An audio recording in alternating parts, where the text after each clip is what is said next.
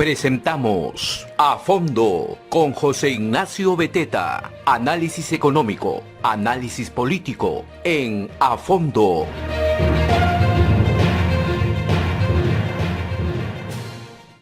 Hola, ¿cómo están? Muy buenos días, soy José Ignacio Beteta y esto es A Fondo, un programa de entrevistas, de análisis político y económico, dirigido a regiones, dirigido a nuestras provincias, dirigido a todo el país, para que tengan información de calidad sobre lo que ocurre en el Perú, digamos, en esta coyuntura tan complicada.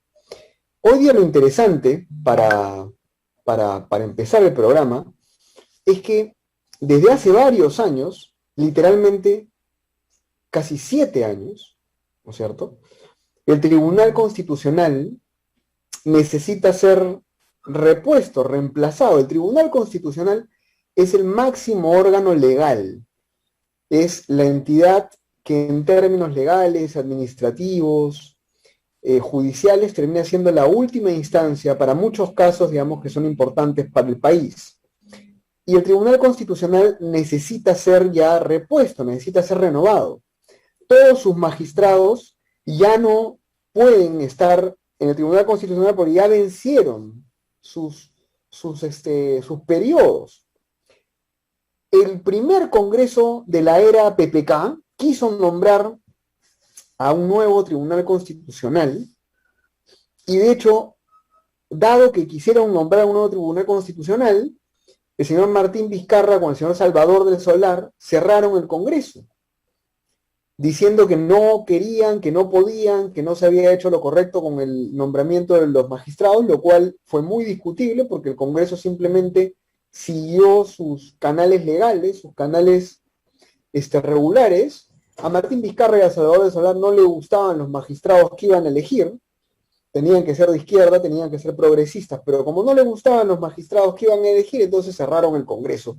Tuvieron la excusa perfecta para cerrar el Congreso por eso, estirando la ley, estirando la norma, ¿no es cierto?, y aduciendo una serie de argumentos, pues que ustedes saben que los abogados se pelean entre ellos, porque los abogados siempre uno dice A, el otro dice B, si el otro dice sí, el otro dice no, si el otro dice blanco, el otro dice negro, porque los abogados, la gran mayoría de las veces, lamentablemente, pelean interpretaciones, ¿no? La cosa es que por querer más bien elegir a los magistrados del Tribunal Constitucional, el señor Martín Vizcarra cerró el Congreso. Luego este Congreso no lo ha hecho hasta ahora, no ha querido elegir a los magistrados, pero ahora quiere hacerlo. Es verdad, es un Congreso que está de salida, eso es verdad, está de salida. Pero la razón por la cual este Congreso quiere elegir a los magistrados del Tribunal Constitucional, además de que sus periodos ya están, como les digo, recontra vencidos, muy vencidos, años vencidos, es porque quieren poner un Tribunal Constitucional que no le haga el juego a un posible presidente Castillo radical, que nos lleve pues a Venezuela, Argentina, Bolivia, que son países pues quebrados económicamente, pobres, destruidos, mamarrachentos, ¿no?, de los cuales su gente se escapa. Entonces, elegir a un nuevo Tribunal Constitucional es válido, es importante, porque va a permitir que el próximo presidente tenga un control, tenga una institución que le haga el pare. Ahora tampoco quieren que se elija a este tribunal, a estos nuevos magistrados. Quienes no quieren, obviamente la élite, que les digo izquierdista, progresista, que tiene muchos tentáculos en el Poder Judicial, que tiene muchos tentáculos en el Ministerio Público, porque ustedes saben lamentablemente que nuestros jueces y fiscales durante muchos años han sido muchos de ellos, no todos, pero muchos de ellos muy corruptos, han cobrado coimas, han estado metidos en mafias, no todos, repito, pero varios. Entonces, ¿qué hacían estas ONGs de izquierda como el IDL y otras ONGs de izquierda, varias más? Fíjense, durante más o menos 10 años, estas ONGs de izquierda investigaban a estos fiscales y a estos jueces. Los investigaban, y no les sacaban todos los trapitos al aire. No ponían las pruebas en la justicia, no, lo que hacían era guardaban toda esa información y los contactaban y los tenían agarrados del cuello durante años. ¿Para qué? Para que estos jueces y fiscales fallen a favor, ¿no?, de las sentencias, fallen a favor de las agendas, fallen a favor de los temas que querían poner estos grupos de izquierda en el debate público. Este señor Gustavo Gorriti y otras ONGs de izquierda internacionales. Entonces, el Poder Judicial y la Fiscalía han estado durante muchos años maniatados, atrapados, evidentemente por sus propios delitos y por sus propios errores. Pero lo que hacían, como les digo, estas ONGs de izquierda era investigarlos y no denunciarlos, sino quedarse con la información guardadita, de tal manera que luego, cuando fuera útil presionarlos o chantajearlos, agarraban esa información y le decían, oye, si tú no fallas a favor de esto, si tú no haces esto, yo te voy a sacar esta noticia, te voy a sacar esta investigación, te voy a sacar esto. Cosa que hicieron con muchos jueces y fiscales que no querían ponerse de su lado.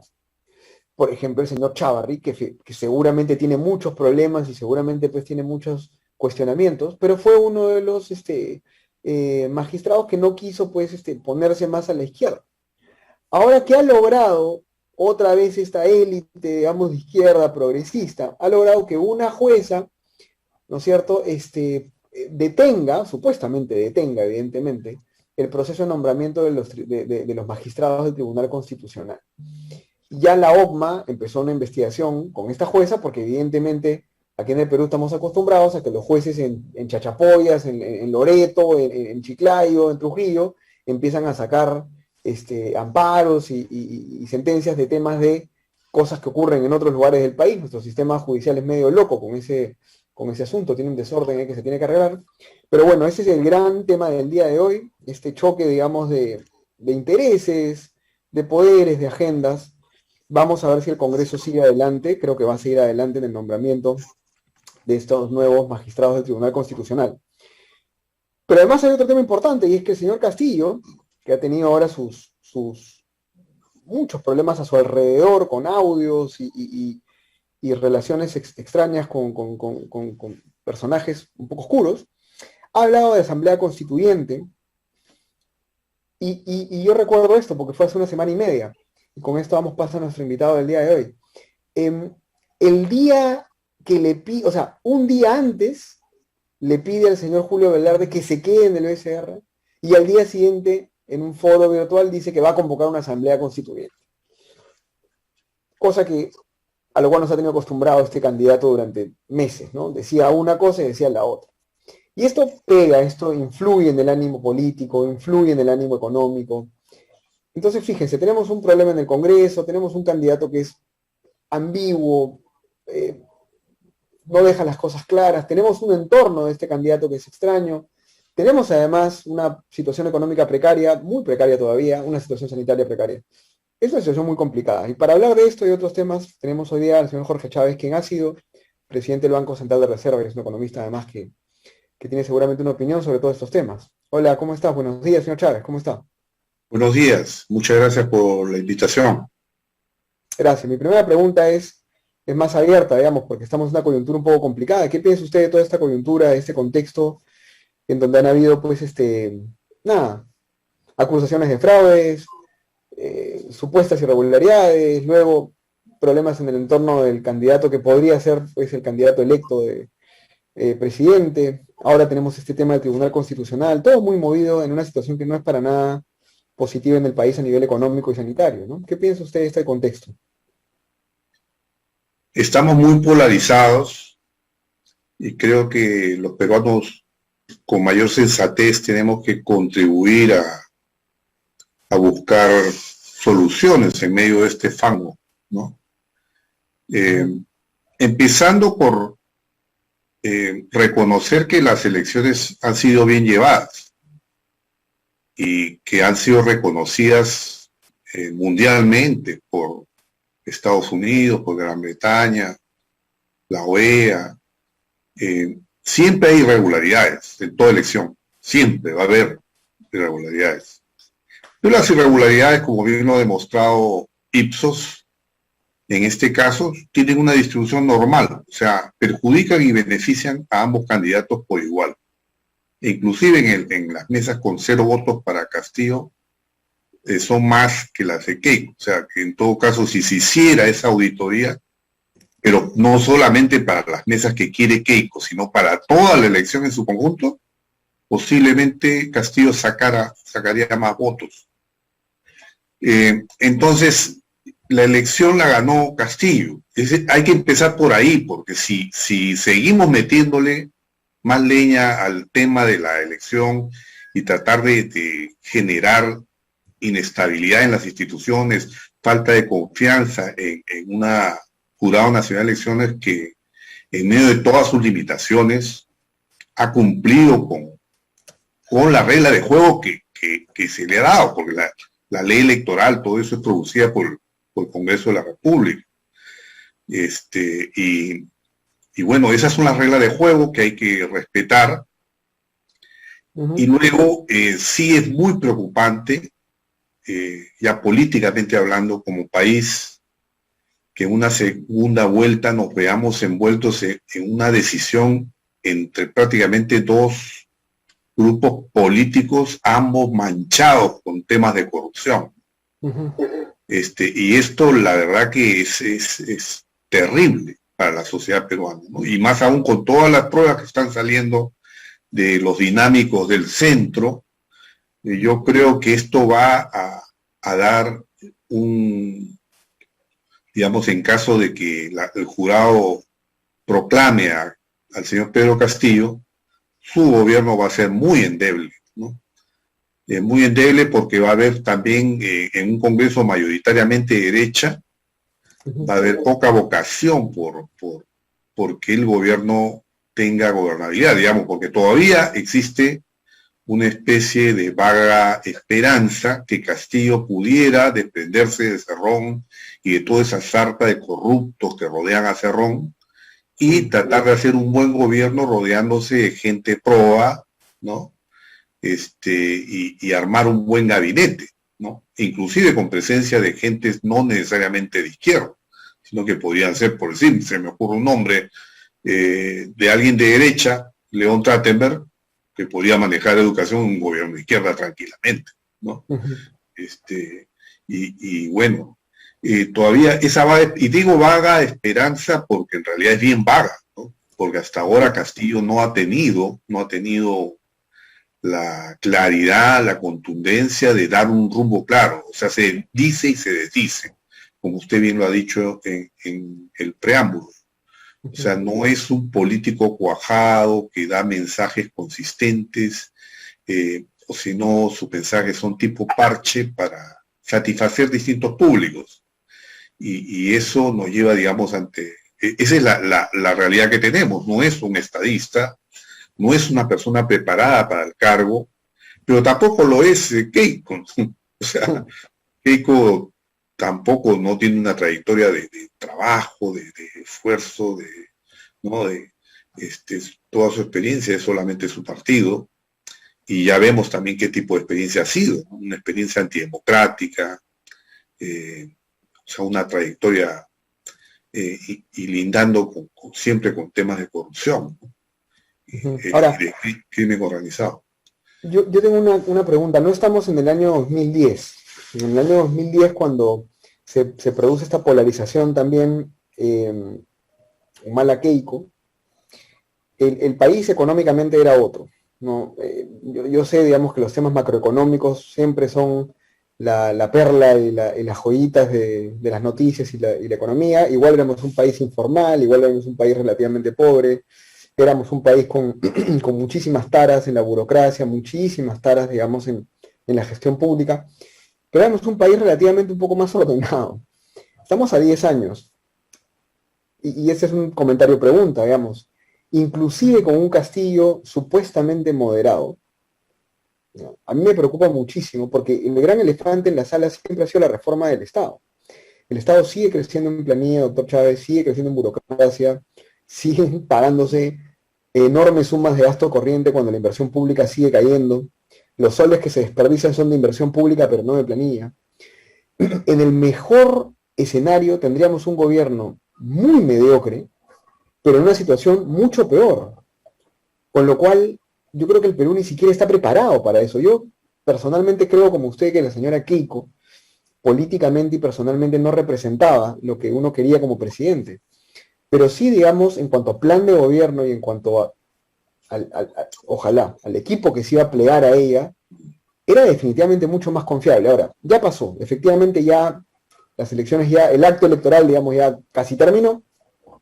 No podemos tener otro gobierno mediocre 5 años más. Sí, bueno, esperemos que el señor Castillo logre convencerse él mismo de esto, ¿no? Porque es más, su gobierno no duraría mucho. Al final, todo este tema de los audios que revelan esta corrupción para financiar la campaña electoral, no sé, yo no soy un jurista penalista, ¿no? Pero no sé si sería necesario un vídeo, un audio en el cual él aparezca enterándose de todo esto y santificándolo, o de repente eso no es necesario y termina, como en el caso de Fujimori, por ejemplo, fue declarado culpable a pesar de no haber habido una evidencia directa, sino digamos, se le adjudicó la organización de todo esto, de todo lo que sucedió, la compra de congresistas, en fin, todos los delitos por los cuales fue procesado. No sé en este caso, ¿no? O sea, qué capacidad tendría él de defenderse y de decir, no, yo no estuve enterado, en todo caso yo no organicé esto, si no lo fue Cerrón. Bueno, ese es un tema que va a ser el mayor escollo para todo el país, no solamente para Castillo, sino que en los primeros meses el país va a estar metido en todo esto. Ahora, ¿podría haber una solución a todo esto? Yo creo que la mejor, digamos, es tan grotesco lo que está sucediendo, y yo creo que ameritaría pero no sé, o sea, y lo he dicho en mi último artículo, que de buena manera Keiko, por ejemplo, diera una última demostración de no rescatar una dignidad final y decir, bueno, señor, ¿sabes qué? Acepto la elección, ¿no? Y es más, me acerco al señor Castillo y conversemos con sinceridad de lo que viene sucediendo, del problema de su partido, y veamos una salida. De repente hasta se logra anular la elección y convocar a nuevas elecciones, pero de una manera respetando la institucionalidad. Es decir, que él gobierne un año, por decirlo, y nuevamente se convoca elecciones de una manera ordenada. No sé, buscar una solución, porque en estos momentos el mayor daño que Keiko y toda esta gente, digamos, el almirante, no me acuerdo, Jorge Montoya, ¿no? Y gente afiebrada, ¿no? Que se han ido a hacer un show a Washington, a hacer el ridículo. Lo que están haciendo es generando más caos, porque están poniendo en cuestión el Estado de Derecho del país, o sea, y la autoridad autónoma del jurado. Y es más, o sea, tratando de también meter en la colada al actual presidente de la República, acusándolo. O sea, yo creo que esas cosas están generando más caos. Busquemos más bien la proximidad, la integridad, y eso tiene que pasar por el reconocimiento del resultado electoral. Una vez reconocido el resultado electoral, entonces, si Castillo recibe la visita de todos los políticos que sí son demócratas y juntos ven una solución a esto, entonces Cerrón va a quedar aislado, creo yo. O sea, por lo menos tengo esa esperanza. Y en todo caso, Castillo tendría, si no aceptara, insiste en trabajar con Cerrón y rodeado de toda esa gente que ya demostradamente, por lo que se ve, está metida como un comportamiento mafioso. Entonces, se le va a venir encima la vacancia.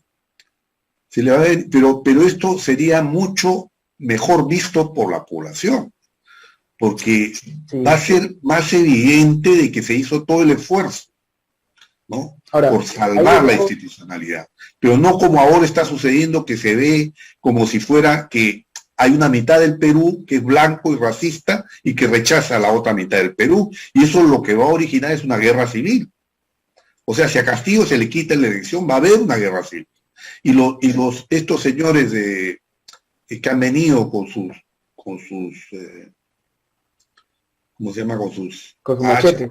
Con sus machetes, van a tirar los machetes y van a tomar las armas, ¿no? Y rodeados de la gente de Humala, de Antauro Humala, van a irse a la sierra a buscar declarar zonas liberadas y comenzar a hacer actos terroristas como los de Sendero. Y Sendero Luminoso les va a decir, yo tenía razón. O sea, Ismael Guzmán le va a decir, ya ven que la justicia social no se alcanza por la vida democrática, para usted está vedado el camino de la vida democrática. Lo único que nos queda son las armas. Entonces ya no va a haber un Sendero Luminoso rechazado por un 99% de la población como lo hubo, sino va a haber un Sendero Luminoso, ¿no?, liderando todo esto con una simpatía de una gran proporción de la población, porque ha tomado conciencia, ¿no?, de que no hay forma de tener una cabida en el sistema democrático. Creo que en el caso de las dudas con respecto al Jurado Nacional de Elecciones, mi impresión, yo le hago el comentario pregunta, porque es una conversación más que una entrevista, yo creo que hubo como 3 grupos, ¿ya? Hubo un grupo de la ciudadanía abiertamente no fujimorista, que para serlo honesto sí, y yo me incluyo, viendo las irregularidades del domingo con otros ojos, porque usted dice bien, irregularidades han habido en todas las elecciones. Sin embargo, hoy día, y eso no se puede negar, las redes sociales, la velocidad de la información, la capacidad de vigilancia ciudadana es mucho más fuerte que hace 5 años y que hace 10, y esta ley electoral tiene 24 años. Entonces, había una parte de la población que ha sido espontáneamente,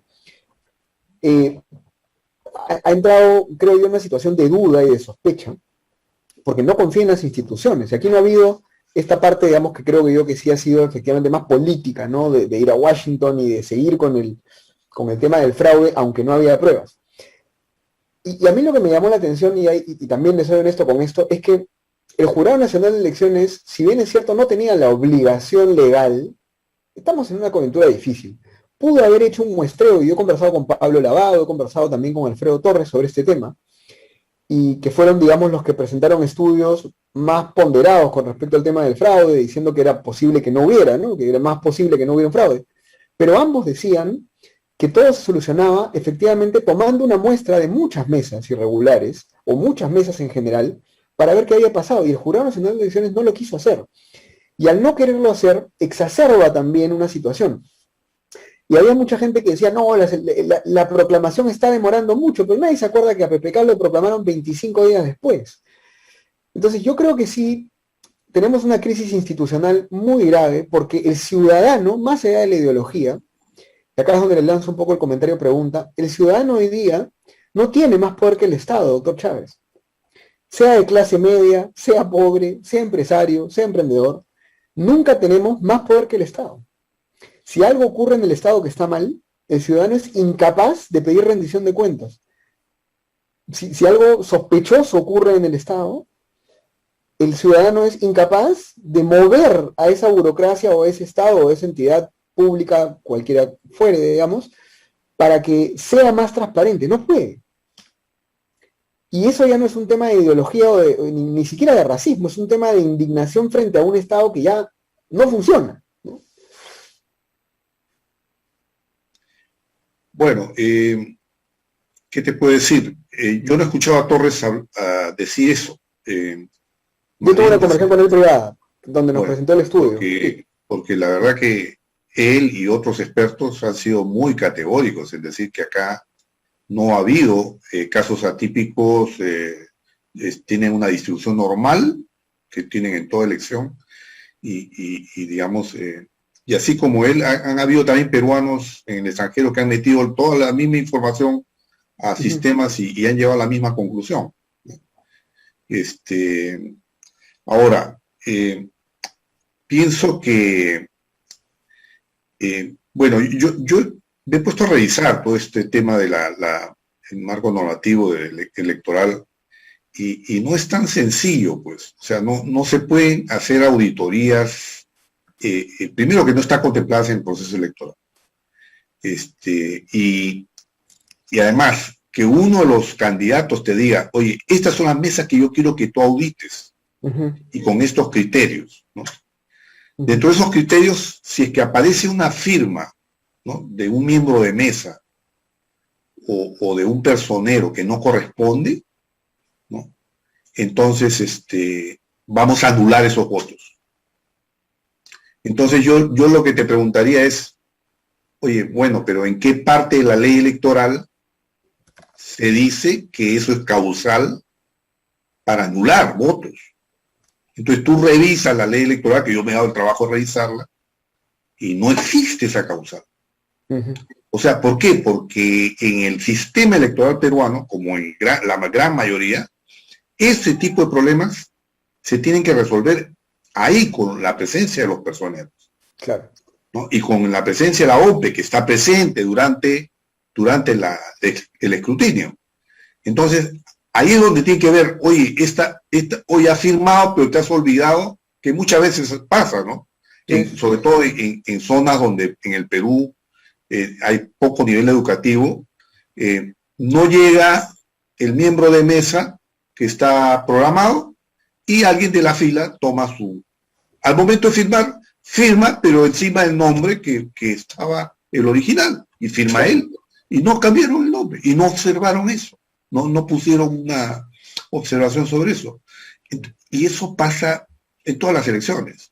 O sea, la gente no lo hace por mala voluntad, simplemente pone su firma y ya, es otra firma distinta. Sí, es cierto, pero eso te va a anular la mesa. O sea, eso no es una causal para anular la mesa. No, ahí tiene un buen punto. Ahí tiene un buen punto. Ese proceso no era...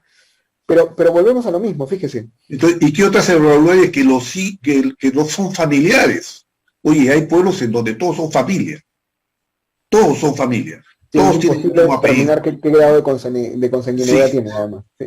Claro, pero además ya se ha demostrado que cuando han dicho, oye, es de la misma familia, y ya está demostrado que no son de la misma familia. O sea, mucho dicho, mucha cháchara. No ha habido seriedad en las denuncias. O sea, no ha habido, inclusive hasta para la presentación de las pruebas, los peritajes, el perito no firma el peritaje. O sea, ¿de qué estamos hablando?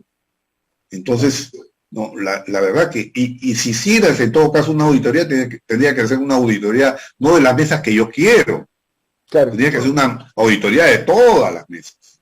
Claro. Ahora, porque ese tipo de irregularidades también se han producido seguramente en las mesas donde en Lima ganó abruptamente Keiko. Entonces, tendrías que ir, y como te digo, o sea, es probable que en una auditoría termine Castillo con más votos que Keiko. O sea, ampliando su diferencia.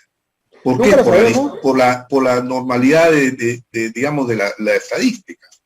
Sí, nunca lo sabremos, pero lo que sí sabemos, y es lo que usted mencionó en el comentario inicial, y con eso hago mi última pregunta para que usted nos dé sus últimas reflexiones, porque esto es muy cierto. Miren, supongamos que usted tenga razón en cuanto a que no ha habido fraude, esto ha sido normal, etcétera, etcétera. Incluso así, más allá de eso, el señor Castillo viene con otras sombras que son más grandes que las sombras de un supuesto fraude electoral. Y en vez de pensar en los temas más importantes para el 28 de julio, sus voceros, y él mismo habla de renegociar contratos, y habla de impuestos por acá, la minería, lo cual, bueno, es cuestionable, pero podría ser discutible, y luego habla de la Asamblea Constituyente. ¿Qué deberíamos esperar, para terminar algo rapidito, del mensaje de 28 de julio? ¿Qué es lo que todos estamos esperando al final? O sea, el mensaje de 28 de julio es el que marca el derrotero. Bien, para mí lo primero que va a marcar el derrotero es saber quién va a ser su premier, quién va a ser su ministro de Economía, y si al fin y al cabo Velarde se va a quedar o no se va a quedar en el Banco Central. Y para que él se quede, bueno, yo lo haría, ¿no? Yo pondría como condición que los directores que va a poner el Ejecutivo, yo tenga que también estar de acuerdo. Porque usted sabe que las decisiones en el Banco Central se toman en el directorio. Exacto. Entonces no las toma el presidente del Banco Central solo, ¿no? si no se toma en un directorio. Y si ese directorio es mayoritariamente irresponsable, entonces no tenemos autonomía de Banco Central. Así que esos son los primeros signos que hay que ver. Y segundo, claramente, yo solamente exigiría una cosa en este momento a Castillo. Olvídate de tu asamblea constituyente, compadre. Estamos en una pandemia que va a durar años, porque el virus muta, hay variantes, la efectividad de las vacunas sirve por un tiempo, nuevamente se va a tener que volver a vacunar más, y volver a vacunar y esto puede durar hasta décadas, no se sabe, no se sabe. Entonces, no es responsable estar moviendo todo el andamiaje de la organización del Estado peruano de acuerdo, en una situación así de crítica. Todos los peruanos tenemos que estar unidos más que nunca, y él tendría que convocar un gobierno de unidad nacional, no un gobierno evidentemente la gente de serronista tendría que estar totalmente fuera porque ya se ha demostrado que están teñidos de corrupción. Pero es más, él tendría que convocar gente de otros partidos, tendría que convocar un gobierno de unidad nacional, un gobierno de salvación nacional. Muchas gracias, doctor Chávez. Se nos acabó el tiempo, pero ha sido muy, muy grato conversar con usted y conocerlo también. Gracias por su tiempo. Este programa llega a muchas regiones del país, en más de 40 radios. Es más, lo interesante es que no llega a Lima. Así que hemos estado conversando para mucha gente en provincias y en regiones que a veces no tienen acceso. A veces no tiene acceso a información de calidad. Muchas gracias por su tiempo, doctor Chávez. Que le vaya muy bien, cuídese. De igual manera. Muchas gracias por la entrevista. Gracias. Y gracias a todos. Nos vamos rapidito porque se nos acabó el tiempo. Soy José Ignacio Beteta en A Fondo Entrevistas. Nos vemos mañana. Cuídense mucho. Que les vaya bien. Hemos presentado A Fondo con José Ignacio Beteta.